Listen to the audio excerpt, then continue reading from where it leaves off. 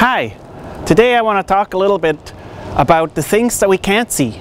So right now we're outside here and you can't see anything between me and the camera. Well, you know there's some air, but there's lots of other things. So for example, there's radiation like sunlight, there's radiation from other places in the universe and in our galaxy, but there's also something that we call cosmic rays. Now it's not actually radiation, those are particles, and cosmic rays are around us all the time. They're very high energy particles. It includes electrons and protons and other more exotic particles that are created in cosmic ray reactions like muons and alpha particles. So today I want to show you guys how we can actually see them. So let's go inside and find out more about cosmic rays.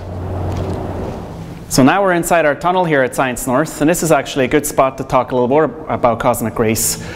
Even though we're surrounded by rocks, there are actually particles that are created by cosmic rays that penetrate right through the ground and pretty deep into the Earth. What happens is when cosmic rays hit the upper atmosphere, a lot of them will create a shower of secondary particles. And those include the muons that can actually penetrate deeply into the Earth.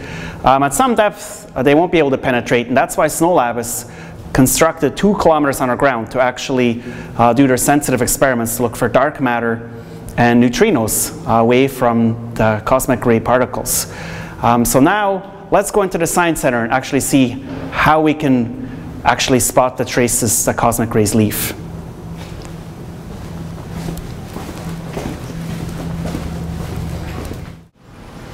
So here we are in Space Place now with our Diffusion cloud chamber. So this is a really amazing exhibit, and we have it thanks to a very generous donation from SNOLAB, Laurentian University, and the City of Greater Sudbury. And in this Diffusion cloud chamber, inside this glass here, we are creating a cloud of alcohol. And so let's have a closer look now. So now we're looking at the cloud chamber from above. And right away you see the trails of the particles appearing and disappearing. This is the condensation trails that are left by the particles as they go through the alcohol. It's just like an airplane going through the sky and leaving a condensation trail behind. Here the condensation actually happens on ions that are left behind as this high energy radiation passes through. You can see different stuff. Some of this is electrons, some of them are protons, and the fat trails are made by alpha particles, the nuclei of helium atoms. You can also see that a lot of the trails actually change direction, and that's whenever a particle has a collision with something, which is quite interesting to be able to see here.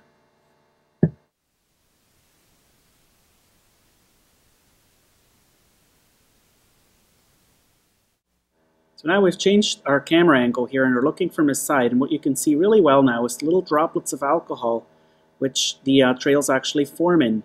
So the way this works is that as the alcohol evaporates and then slowly comes down, the bottom of the chamber is very cold, about -25 degrees, and so that allows the alcohol to form little droplets, and the condensation trails then form in those droplets.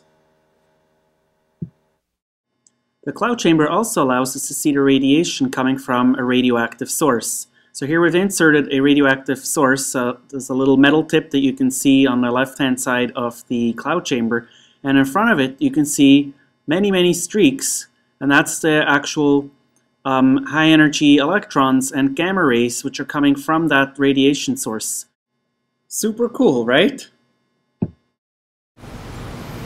So this is really an amazing exhibit, and I just love it. And the reason I do is because it shows us that we're part of the universe. We're part of everything out there, and there's radiation all around us all the time, and it just sort of brings it home. So hopefully you have a chance to come to Science North and check it out for yourself, and otherwise this video maybe gave you a bit of an idea of cosmic rays and how amazing they are. I hope to see you soon again on Cool Science.